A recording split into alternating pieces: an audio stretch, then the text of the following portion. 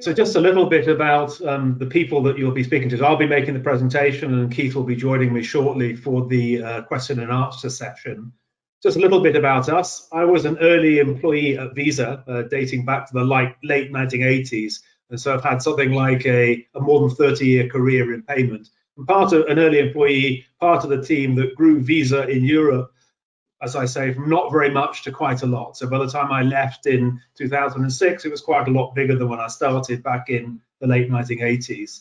Keith has a very distinguished profile as a public company CFO in payments companies, as he was the CFO of two of the most successful companies on AIM, bar none, and certainly the two most successful payments companies, specifically being DataCash, subsequently sold to MasterCard for I think it was about 500 million pounds.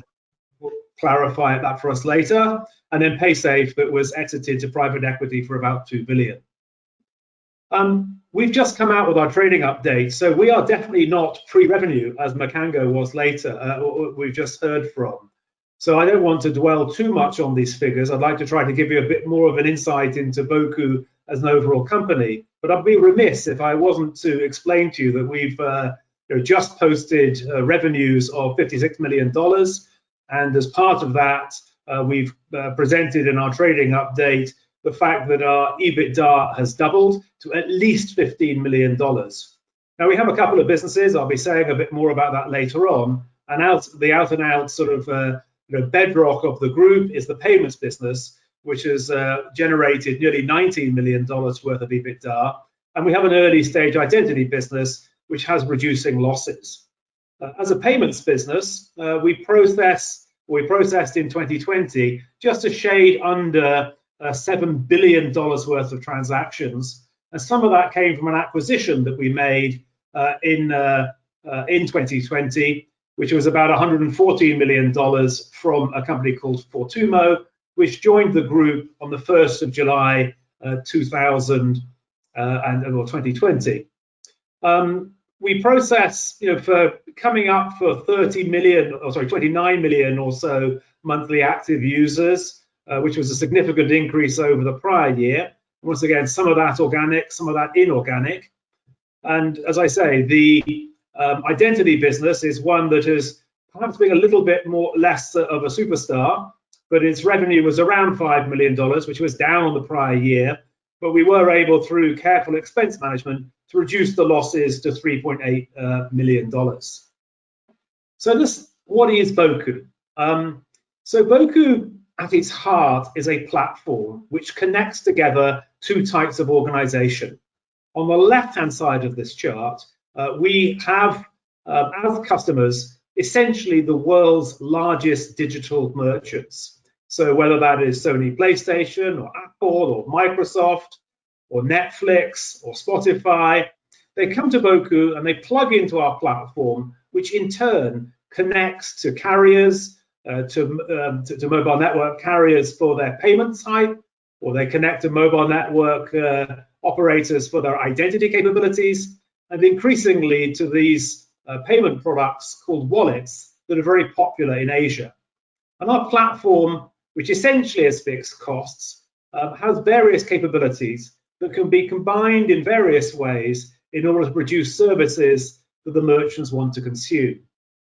Far and away, the biggest of those services is our payment operation.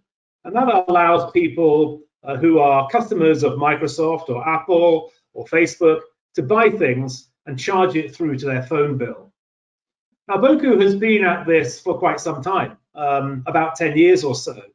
And we have taken on board investment well in excess of $100 million as a private company before we came into the market. We spent about $100 million and we invested that in our network as a private company. And then when we went public on AIM in 2017, we really started to be able to become profitable, at least at the EBITDA level. Now, I've always felt, and as a person with some experience within payments, the most important thing in payments is to be big. One of the the facts is that if your network, if your platform essentially is operating at a fixed cost, then to be big is really to have the lowest possible per transaction cost.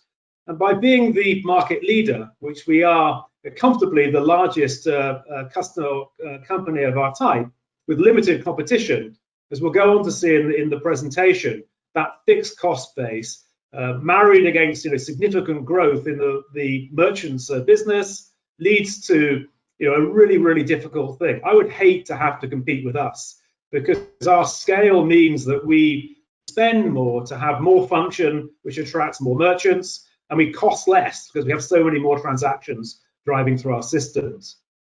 Our merchants are incredibly sticky, and mostly they work with us and with nobody else. And it really is a roll call of the world's largest digital companies.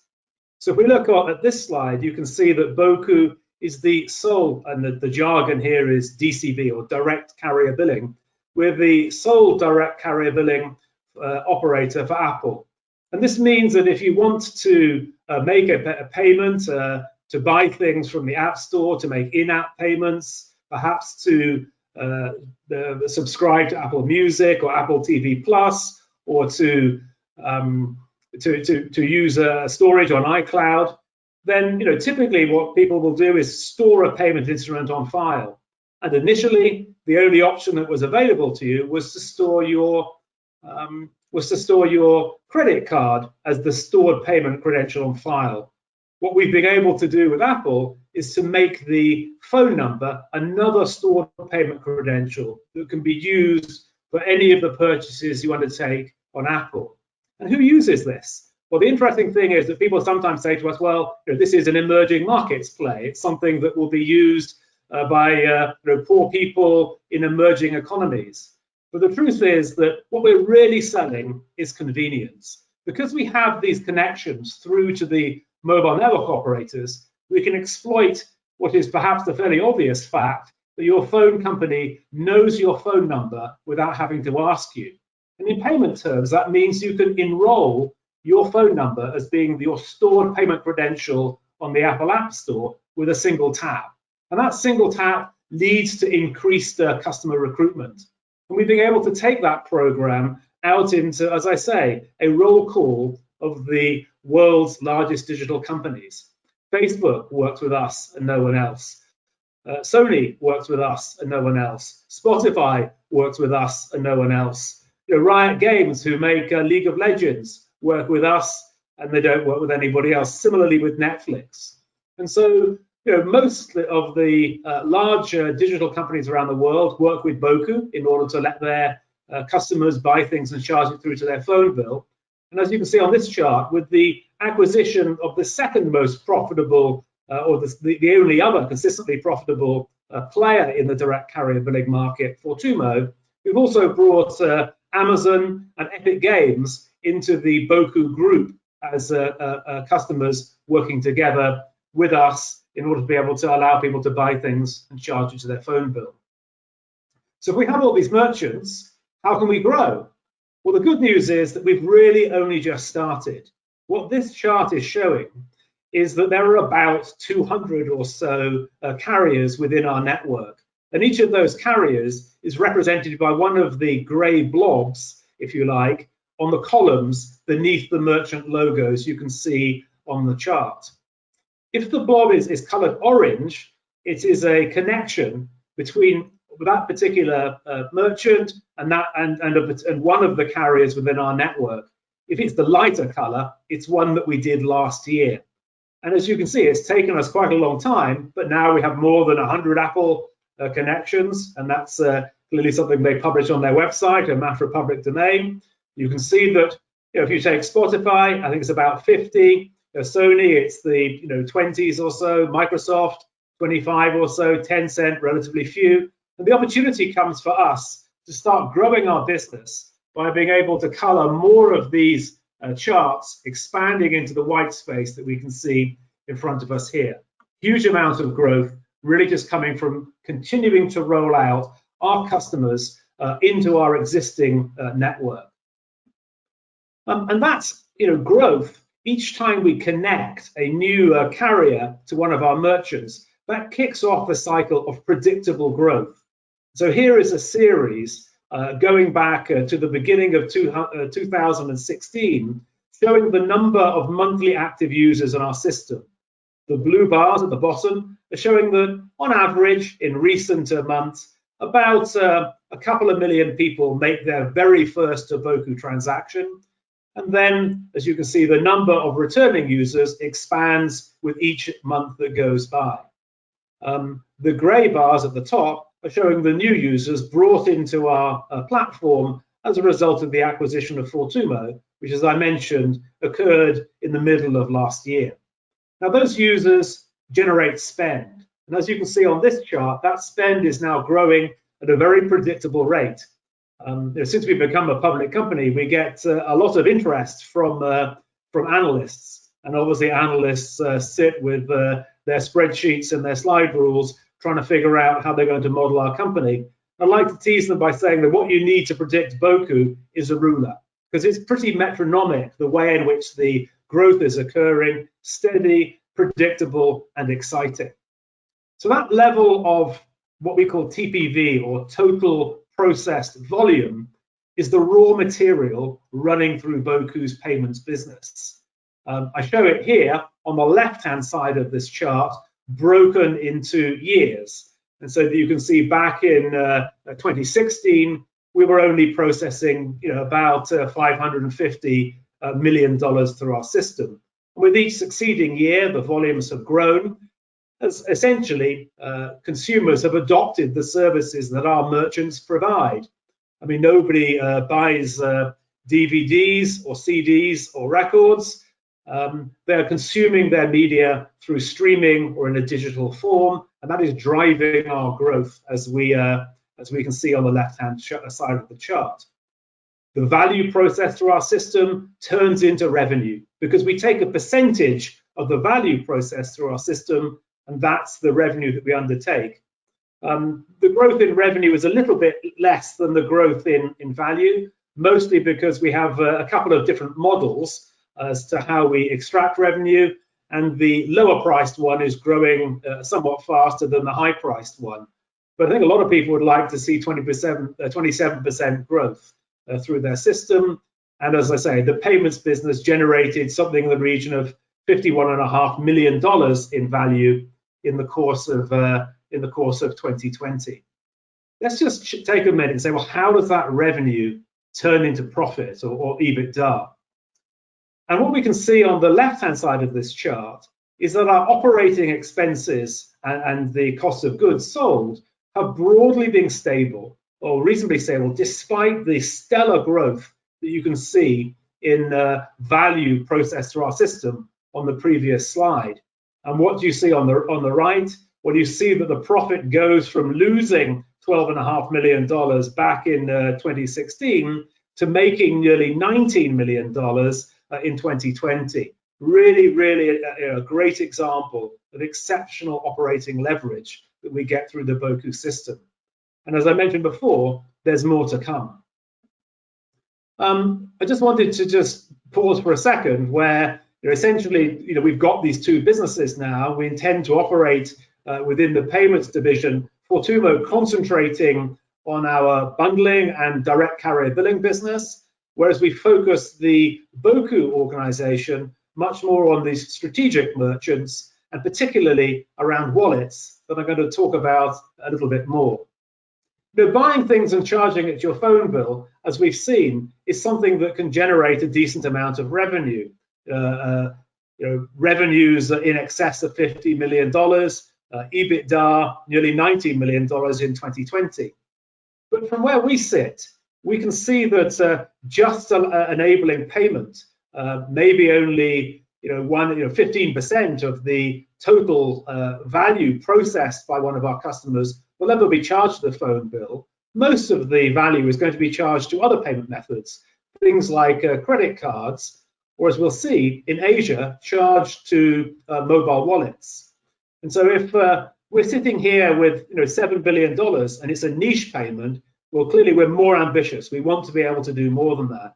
We don't want to swim just to dominate or to lead the small pond business of direct carrier billing. We want to be able to use that as an entry strategy to help us play a much more significant role in the $2.4 trillion e-commerce marketplace.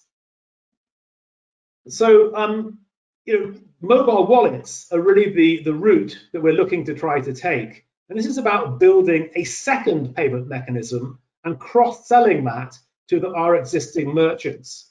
So if you're sitting here in Europe, then effectively the default way in which you pay would be a card. And of course, cards are way bigger than mobile wallets. But if you're in Asia, mobile wallets are twice as big as cards. It really is, striking the extent to which the emerging markets or the rapidly modernizing markets of China and Japan and Korea and Indonesia and Thailand and Singapore and Malaysia and such like don't use cards as the default way to pay, but use these mobile wallets with a variety of names. You may have heard of products like Alipay or WeChat Pay, and there are various other products in various other markets as well.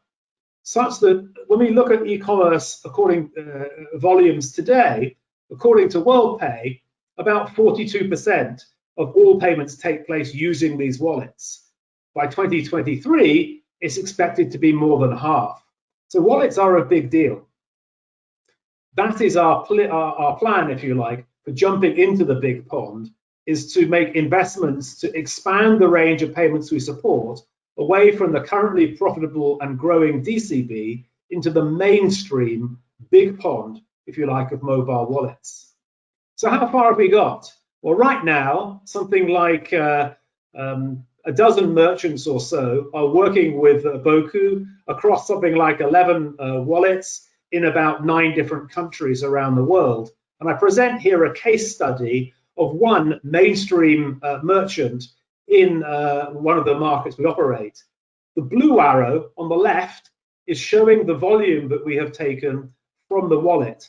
And the other arrows in orange, light and dark orange, and also in black, are showing the growth that we were getting from direct carrier billing, our conventional business. And as you can see, adoption of mobile carrier billing is very healthy, but adoption of the wallet is even healthier yet. And the average transaction values undertaken on direct carrier billing are also commensurately higher. So we're very, very optimistic about the growth potential that we can get from wallets going forward. I should say we've had some incredible success.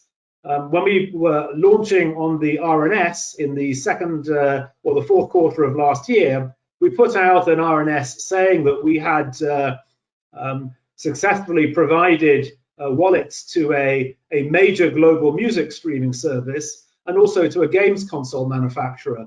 And that's because we weren't allowed to release their names in the RNS because they didn't give us permission. But since the information has now come into the public domain, I can tell you that we are providing wallets to Sony in Indonesia and to Korea. In Korea, that is Sony who we are supporting. So Spotify in Indonesia and Sony in Korea. And these are wins that are being made against mainstream payment processors like WorldPay and Adyen. And with a strong pipeline of further launches ahead of us, we're very confident about our ability to do more with the wallets next year.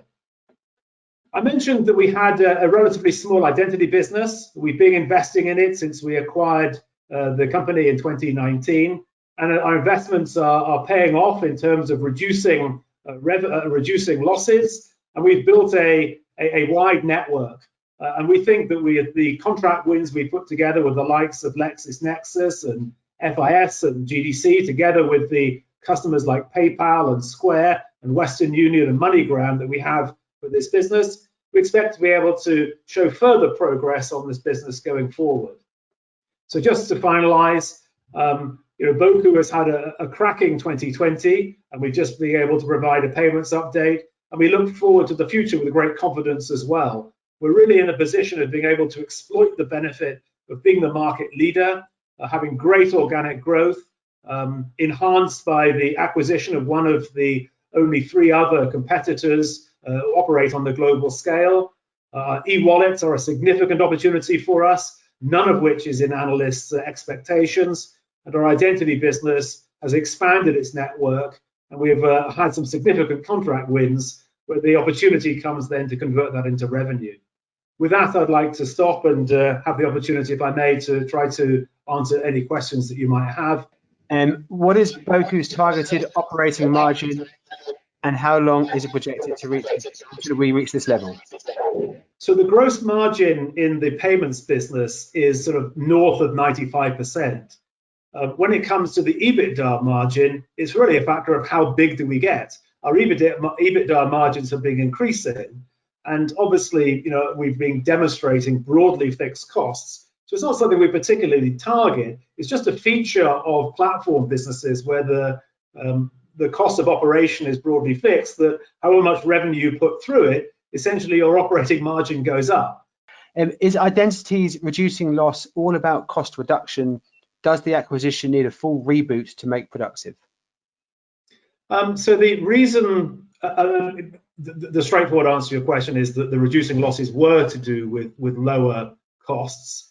But the reducing revenues were essentially a feature of, on the one hand, COVID, on the other hand, some challenges that we had with the supply and connections we had to carriers in the US.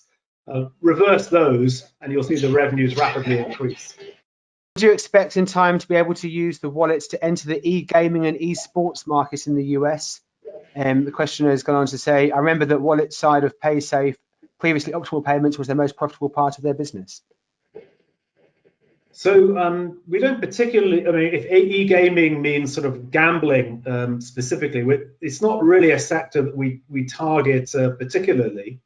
As we can see, most of our customers are in sort of digital entertainment directly. It's conceivable, but the wallets are mostly focused in Asia and perhaps to a secondary extent in Latin America. Wallets are the dominant payment mechanism in Asia, and that's obviously where we're focusing most of our efforts. And the opportunity there is not just in digital entertainment, but it's also in e-commerce. So that's really where we're focusing our efforts, rather than in North America, at least for now. And you mentioned acquisitions. Obviously, you made an acquisition, and there weren't any plans maybe for any right now. But would you look to increase the wallets business to acquire? Are there opportunities, do you think, to acquire, to develop that? There may be. Our go-to strategy is organic growth, and acquisitions to some extent are opportunistic. We're not an acquisition play where we're looking to sort of go out and to tap the market all the time to raise funds on a roll-up. We're really looking to push most of the time to increase our revenues by selling more products and more services to our existing customers, and then to use that to acquire more payment methods on the other side, and really to leapfrog our way up in that direction. So the answer is opportunistically, yes, but it's not the go-to strategy. Okay. Next question. Are you developing a crypto solution? And if not, do you feel as though it's an opportunity/threat? No and no. It would be the straightforward answer. There's probably a longer answer to that over time. Fundamentally, crypto doesn't really solve many of the problems that our merchants have. Whatever its advocates claim, it doesn't really lend itself to very fast transaction processing, nor to recurring transactions for subscriptions. And so we're very much driven by solving problems for our customers. And our customers want us to help them acquire new users, and that's what we focus on. Payment products, proven payment products that solve problems for our merchants.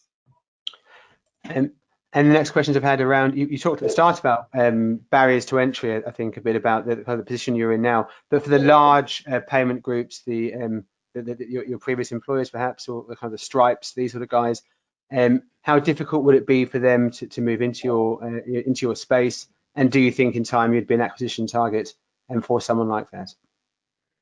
Well, the answer to the first question, how easy is it for them to get in? And the answer is very difficult. In fact, we have significant advantages over Stripe or Adyen or WorldPay in the sense that we are payment incumbents at all of the world's largest digital companies. Stripe hasn't got the customer base that we've got. Now, admittedly, it's for a niche product, but what we're able to do is exploit that niche with a second payment product and compete on level terms with the big boys, because we are already a payment incumbent at Sony, at Spotify, at Apple and Facebook and Microsoft and Netflix and all the rest. So we don't particularly fear competition. Would we be an acquisition target? Well, there'll come a moment, I suppose, where that may be something that would happen to us. It's not our objective to be taken over, but clearly we are a valuable asset with a unique set of customers and growing extremely fast. Next question, do you need to raise capital to increase your resources to increase rate of customer connection? And then in brackets, each operator is a bespoke task. No is the answer to that. If you look at the cash that we ended the year with, we had a balance of about $62 million, which I think I'm right in saying is about $20 million more than we ended the prior year in. That's a little bit misleading because our cash balances do go up and down in the month. But even so, our average cash balances have also been growing strongly over the year. We have the staff we need in order to be able to do the bespoke products. And it's one of the other advantages of our scale is the ability to be able to connect new operators with our existing staff. Okay, and last question from me, and maybe not one that's easy to answer. And someone's been asked about directors' deals and a director's sale in December. Does this reflect an internal view that sales at full value? It might be slightly unfair, but any comments on recent director sales? Well, just to be clear, I have sold some shares only to repay loans or to pay taxes. I have kept 100% of the shares that I've wanted to some extent, when options or RSUs vest and an immediate tax liability occurs, I have sold what is being necessary to meet those obligations and not a share more. And similarly, I'm sure Keith has put significant amounts of his money behind the shares as well. I don't know if your microphone's working, Keith, because it's not great for me to say this on your behalf, but Keith has invested a six-figure sum in the company in addition.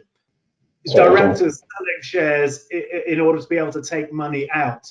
The only beneficiary of my share sales has been HMRC. Well, lovely. Gentlemen, thank you very much indeed.